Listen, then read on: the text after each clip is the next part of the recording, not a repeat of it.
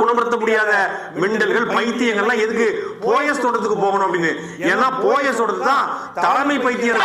அந்த தலைமை பைத்தியத்தை பார்க்க தான் இந்த பைத்தியம் இருக்கு.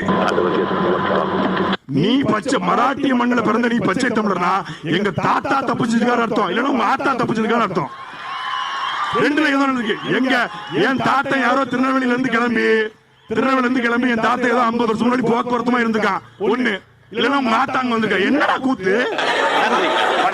எம்ஜிஆருக்கு அப்புறம் ஒரு பிரபலமான ஒரு தலைவரா ரஜினிகாந்த் அவர்கள் வரணும்னு நினைச்சார்.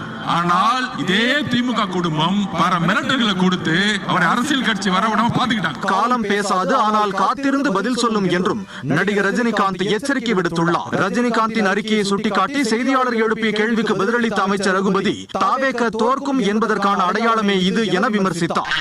இதுக்கு மட்டும் கத்துறாரு, எங்க